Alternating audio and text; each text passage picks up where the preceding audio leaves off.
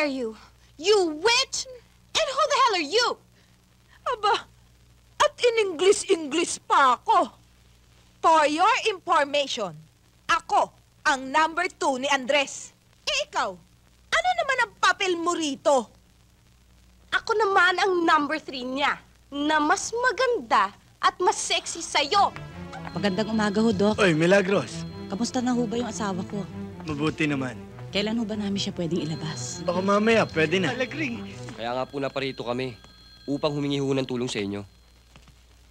Magandang umaga po, Mayor. Yes, good morning. Pinatatawag po raw niyo ako. Sina Engineer Lucero at Engineer Rason ng Bureau of Forestry. Kumusta po kayo? Mabuti po naman. Kumusta po? Mabuti ho. Andres, kailangan nila ng ating tulong para matigil na ang illegal logging sa kabundukan na nasa ating jurisdiction. Ano po ang gusto niyong gawin ko? Kung mapapakiusapan mong may-ari na itigil na ang kanilang illegal logging, mas maganda. Huwag ko kayo mag-alala. Gagawin namin ang lahat para matigil na yung illegal... labag na pagtuturso.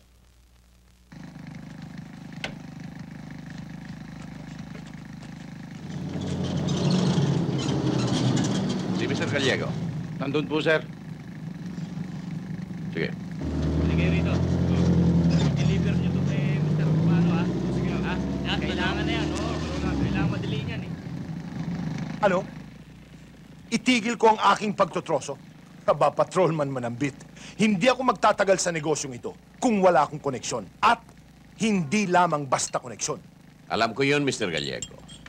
At wala na akong pakialam, no? Kaya lang naman ako narito sa opisina mo ay para tupdin ang ipinag-uutos sa akin. Pulis ka lang, manambit. At ikaw naman, Mr. Gallego, magtutroso lang. Bawal pa. Baka naman meron kang gustong mangyari. Nahihiya ka lamang sabihin. Kung pawid ang bubong ng bahay mo, gawin nating yero. At kung sawali naman ang dingding, gawin nating tabla. Masarap matulog doon sa bahay ko. Kahit na lumang-luma. Minana ko pa yon sa aking mga ninuno. Ganito na lang ang gawin natin. Gampanan mong yung tungkulin at gagawin ko naman ang gusto ko. Maliwanag ba? Patrolman manambit. Maliwanag pa sa sikat ng araw. Magtutrosong Gallego. Tutuloy na kami. Kaya na.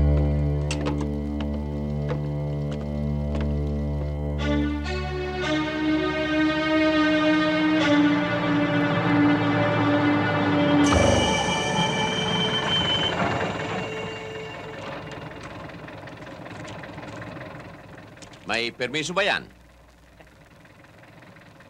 Meron.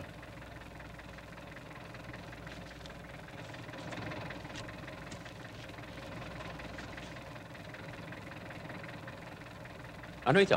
Pampalubag loob ni Mr. Gallego. Bakit? Sinusuhulan mo ba kami? Anong palagay mo sa amin? Nakukuha sa lagay? Tanggapin nyo na yan, dati na yan eh. Baba dyan! Bakit? Kulang pa ba yan? Baba, sabi! Bababa na ako! Baba raw! Baba na para matapos na yan. Oh, sauli mo yung sa among burdigos. Lakad! Bakit kung saan nyo kami dadalhin? Sige, Lakad! lakad! Sige, doon. Bilis! Bilis, bilis. Tulungan Sige na. kami! Tayo laging binabaha dahil sa kapuputol niyo ng mga kahoy na wala sa lugar. Tutusin na kami. Wala naman ho kami kasalanan, eh. Kami, boss. Akyat! Hira naman. Akyat! Kanina ho, pinababaan nyo kami. Ngayon paakit. Akyat! Akyat ka nga, eh. Maganda! Dali! Tulungan nyo naman ako. Sige. Ang bagal-bagal mo, eh. Baba niyo yung troso. Bababa. Baba niyo! Boss naman, crane na nagtaas ito. Pwede niyo kayang ibaba ang mga troso. Di baba niyo mga pantalon niyo. Baba mga pantalon! Bakit ho? Baba niyo!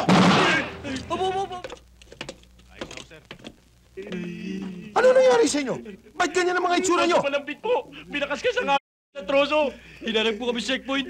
Kinumpis ka lahat ng troso. Siya.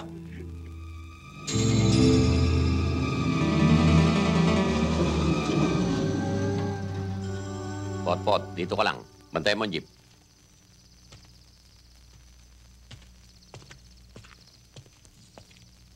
Andres, Oh, Umagahin ka ba? Malamang. 2 linggong si Letty. Palagay ko, abuti ng pagtilaok ng manok ang labanan. Ay, potot. Ka-Andres naman. Inaantok na nga ako eh. Matutulog na lang ako rito. Makinig ka lang ng mga langit-ngit. At kapag nakita mong umuugoy ang bahay, huwag kang matakot. Hindi lindol yun.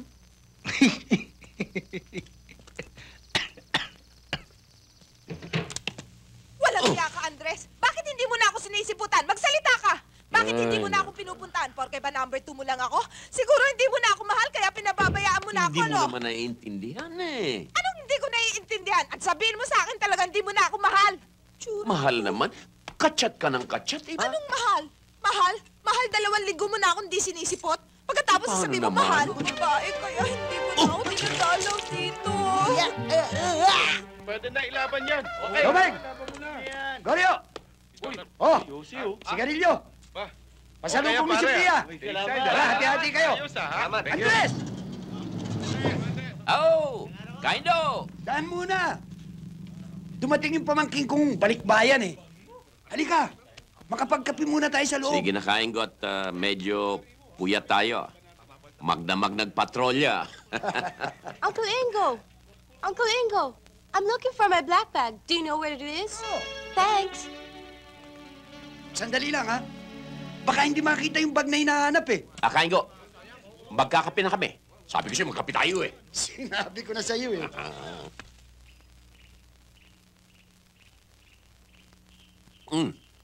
Talagang masarap, Kaingo.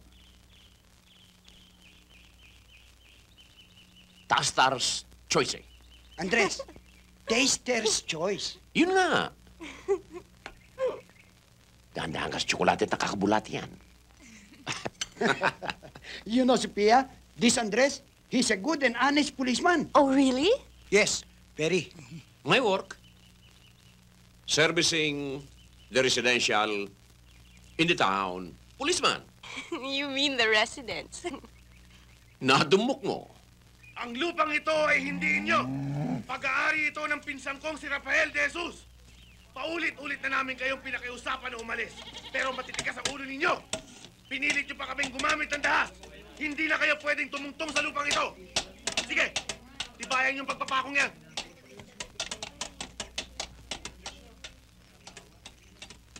Insan, ayos na.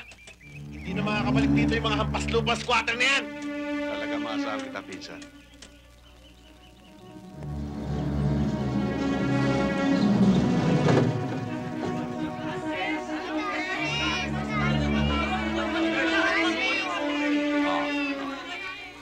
Relax lang kayo, relax lang. Akong bahala sa inyo, ayusin ko ito. Relax lang, relax. Kumpadre, Kumpadre, napasyal ka. hindi na ako magpapaligoy-ligoy pa, kumpadre. May hawak ka mang papeles para paalisin ang mga taong ito diyan sa kinatitirikan lang lupa. Hindi na rin ako magpapaligoy-ligoy pa, kumpadre. Pinagbibintangan mo ba ako? Na ako'y nangangamkam ng lupa ng may lupa? Kumpadre, pare-pareho tayong taga rito. Dito na tayo tinubuan ng tahid. Kilala natin kung sino-sino may-ari ng mga lupaing ito. Kumpadre, binili ko ng lupang ito. At nandito mga papeles. Ito, kumpadre, basahin mo. Wala akong naintindihan yan, kumpadre. Totoo man yan o hindi, problema mo na yan. Ang akin lang, kumpadre, baka ka ako pwede mong bigyan ng pagkakataon ng mga taong itong makapaghanap ng bago nilang titirikan bago mo sila paalisin.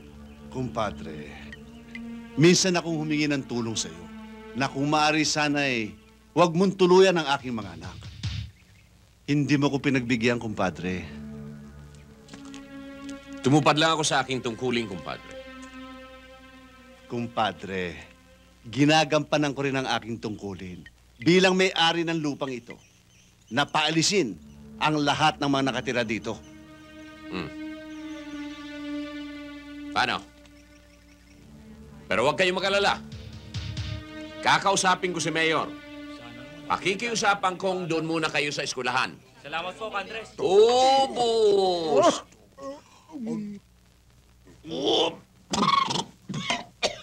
Ang tapang talaga ng kognak. Cognac. Konyak! Konyak. Konyakin mo si Kaingo. Oo, sasali ng kutos. Tagay-tagay para malasing ang boserong maching. Pot-pot. Kaya mo yan, pambihira. Sophia. Uncle Ingo. Dreaming. I know. Sophia, Yes? ang mga mata mo, shining in the moonlight. You're just drunk. Two witness, lasing. No witness, walang crime. Police.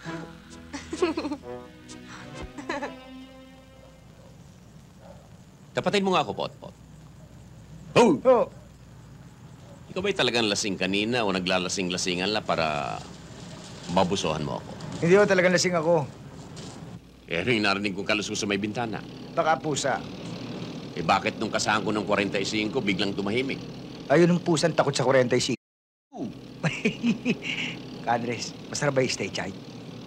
Alin? Yung ininom mo o yung kinain ko? Huh? Chocolate.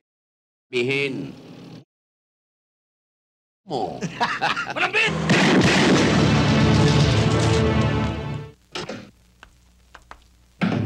Pambihira ka naman, Andres. Nabaril ka pala, hindi mo man lang sinabi sa akin. 3 araw ka na pala rito. Bakit? Hindi ba nakarating sa iyo yung kalapating pinalipad kong may dalang sulat? Tignan mo tong taon to. Muntik ka nang napatay, puro ka pa kalokohan. Sino bang bumaril sa'yo? May hinala ko na yung mga magtuturso. Buti na lang, hindi ka napuruhan. Aroy! Naku. Pasensya ka na, ha? Andres, pagaling ka, ha? Miss na kita, eh. Pot, doon ka muna sa labas. Andres, baka dumugo yan sugat mo. Doon ka sa labas. Hindi naman makakarating dito yung mga umambo sa inyo eh. Ang ibig ko sabihin si Commander, baka dumating tayong maambos. Oh, Andy. Pambihira ka naman talaga. Nabaril ka pala eh. Hindi ka man lang nagpasabi. 3 araw ka na pala nandito eh. Bakit? Hindi ba nakarating sa iyo yung kalapating pinalipad kung may dalang sulat? You're so funny. Andres, sino ba to? Si Sophia. Siguro yung bailarina sa kabaret. Yung pinipilahan ng bayan. How dare you? You witch! And who the hell are you? Aba, at in English pa ako.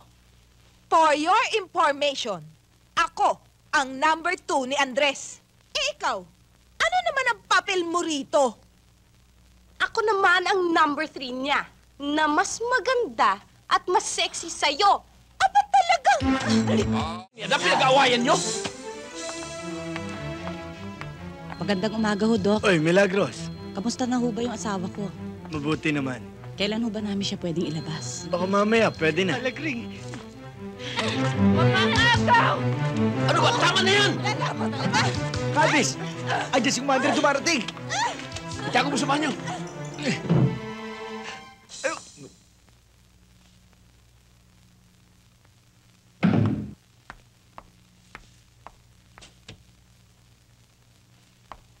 Andres. Nakausap ko yung doktor. Mabuti raw at hindi nagka-infeksyon yung sugat mo. Ang mga bata, Nasa eskwela, diretso na raw dito. Hindi ba masakala... Ano ito? Kanino ito? ha? Siguro sa nurse. Baka naiwan dyan. Kanina kasi masakit daw ang kalyo niya. Ano yan? Siguro yung tubero. Inaayos yung gripo.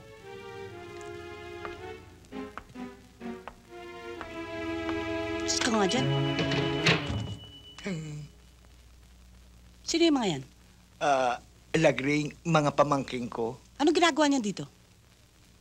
Wala silang makita ng CR, kaya dito sila naki-CR. Niloloko mo pa ako, ha? Oy, Potpot, tigilan mo yung sa asawa ko, ha? At huwag ka nang tutungtong sa pamamahay ko! Hoy, silayas kayo! Mga landig ito. Hoy, layas! Layas! Opo. Hoy, ito ang sapatos mo! Tang! Buti na lang hindi nabalda yung kaliwang kamay mo. Siguro, hindi tinamaan yung nervyos na ugat. Tang, alam mo, lagi kitang pinagmamalakas sa mga kaklase ko. Bakit naman? Kasi ang bait-bait mo sa amin eh. Bakit? Yung bang mga tatay ng mga kaklase mo hindi mabait? Hindi po, Tang eh. Yung kaibigan ko si Richard, yung tatay nun, salbahe. Bakit mo naman nasabing salbahe? Kasi yung nanay niya, nahuli yung tatay niya na may asawang iba. Nag-away nga eh. Munti ka na maghiwalay. Kawawa naman yung kaibigan ko. Kaya lagi kitang pinagmamalaki. Kasi mahal na mahal mo kami. Lalo na si Nanang. Tang, di ba si Nanang lang ang asawa mo? Oo. Sabi ko na nga ba, kaya mahal na mahal kita eh. Yung sugat ko, baka lumabas yung kanin. Hoy, Bert, matulog ka na. May pasok ka pa bukas. Opo, Nang. Sige, Tang.